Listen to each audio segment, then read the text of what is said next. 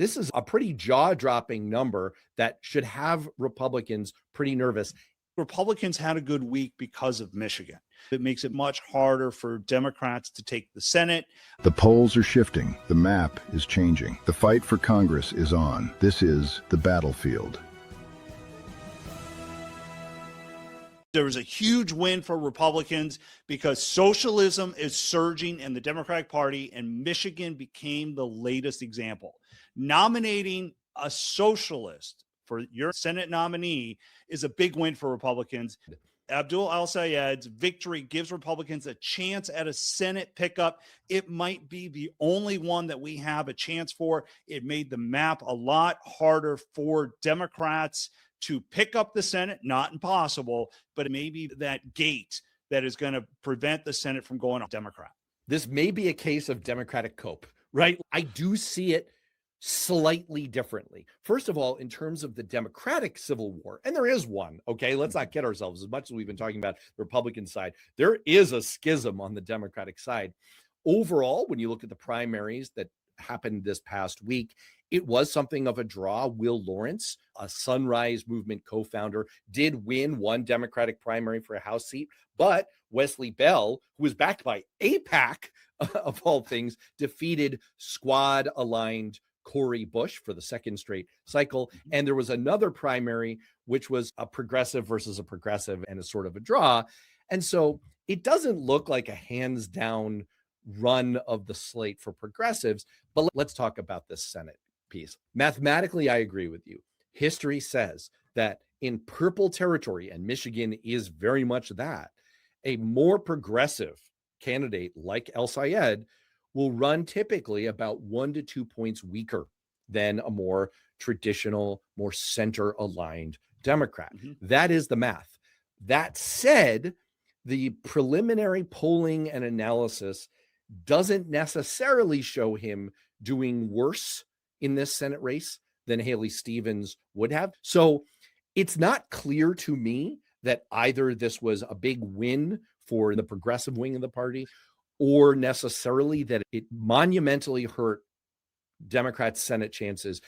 Prediction markets haven't moved at all on this win. That said, I will very much be watching this because as a general matter, I agree with your overall analysis. The other thing to point out with his victory is he underperformed what polling showed. There was some weakness in that candidate. Again, midterm elections are tough on the incumbent party, so it's not a clear win for Republicans, but I will say I feel a whole lot better today than I did earlier this week. Republicans are campaigning to be a part of Trump's team, and the way they're doing it is almost like they work for him.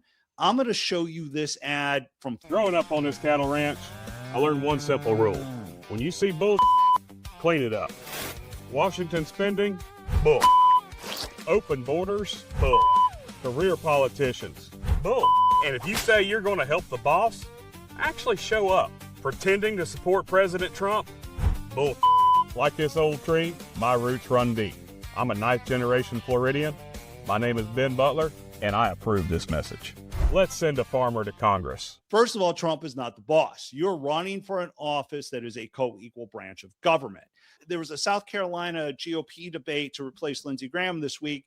And one of the debate questions was, does the senator represent Trump's team or the voters who sent him there? And Congressman Russell Fry says he is the only candidate with a record of sticking with President Trump. And his advertising says Trump needs allies in the Senate. Now, midterm elections are a referendum on the president, and the president's approval numbers are in the toilet. He is hemorrhaging Republican votes. Moderate Republicans are leaving him in droves. And so the reason I picked this as my number 2 is because this messaging is likely not to work this cycle because the president is a drag on the party and is going to be difficult.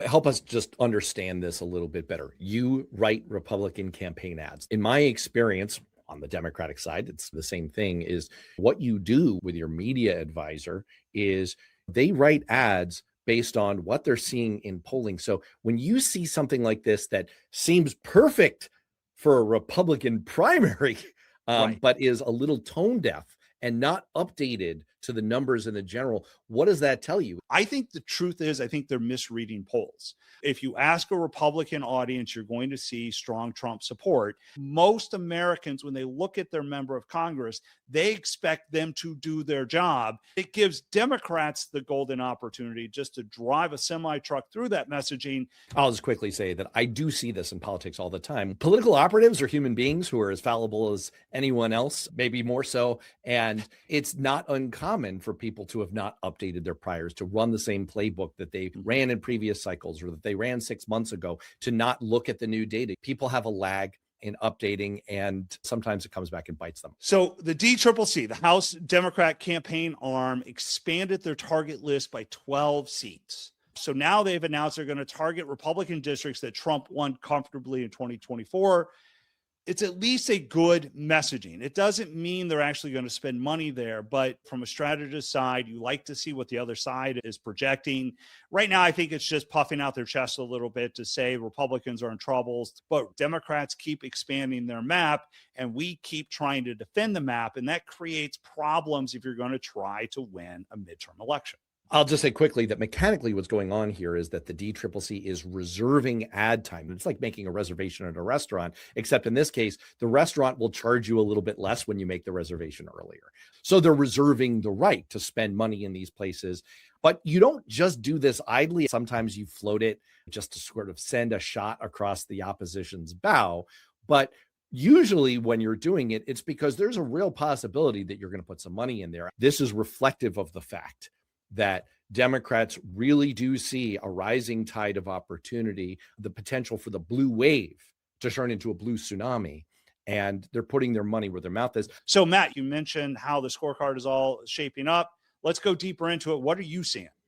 The top line on the scorecard is that for a second straight week, virtually every structural indicator that tends to do most of the predictive heavy lifting in midterm elections has been moving in the direction of the Democrats, with the exception of a slight uptick in consumer sentiment. Not a lot to write home about there. The number that I really want to focus on here is in the upper right-hand corner here, the generic ballot as measured by Real Clear polling. Now, I get into some of the nuance here, but the take home is, yes, this is a polling average that does tend to bounce around a little bit more than other generic ballot polling averages. So it's not clear that this kind of a number will stick, but this number, 7.2, is stronger than where Democrats were at the same relative date back in the 2018 cycle. They're running ahead of where they were in 2018, where they finished at plus 7.5 on the generic ballot and won 41 House seats. So overall, this is a pretty jaw-dropping number that should have Republicans pretty nervous if it stands up, if it holds in the weeks ahead. Yeah, I can tell you that generic ballot is always a baseline for all of us when we're looking at polling and how we're compared and where are we versus that generic ballot. I think you're spot on this thing that as generic ballot continues to hold strong, that is a problem for Republicans. That's probably why the DCCC expanded their race. This kind of points to another thing that I noticed this week. We're not seeing any movement necessarily in the House race ratings or prediction markets. Prediction markets are actually, as we mentioned earlier, holding strong despite the Abdul al-Sayed win in that primary in Michigan. But when you see this kind of background movement in the generic ballot, in the other structural indicators, it's usually a leading indicator for what's going to happen in individual race ratings up ahead. The other thing that I do want to point out that jumped out to me this week is this number at the very bottom here, the 4% of Michigan Democratic primary voters. That's 61,000 voters who decided to go through the effort of voting. They filled in mail-in ballots. They actually drove to the polls. They went ahead and voted for a candidate who dropped out of the race a month ago. Now, why would they do that? I think this is a little bit of a political mystery, and it's a very revealing one. To me, it's possible that they brain farted. It's possible that they were trying to send a message. It's like choosing none of the above.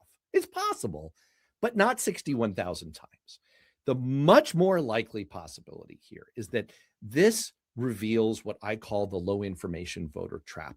Democrats fall into this trap all the time because we consistently underestimate just how little attention most voters pay to the news, especially political news. This is not to call most voters dumb, not at all. It's that most voters don't choose to spend their time that way or choose to consume political news the way people who are watching this and listening to it. This number just illustrates how hard it is for people like you and me, for people who are current political professionals and current candidates to break through.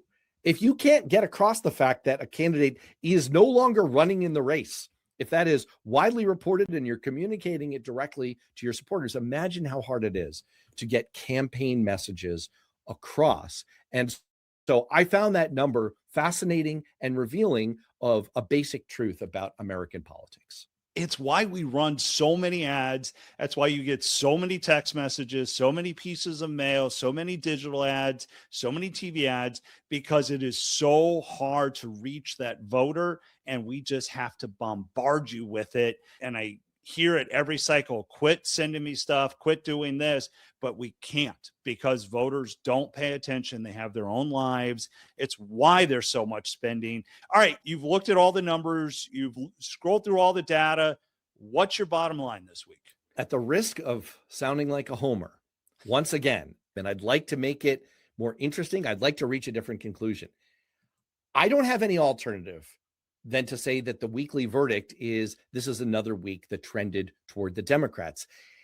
When all of the structural indicators, the generic ballot, consumer sentiment is still terrible, even though it ticked up very slightly, and President Trump's approval rating, when all of them are leaning heavily in one direction, it's just hard to call it anything else.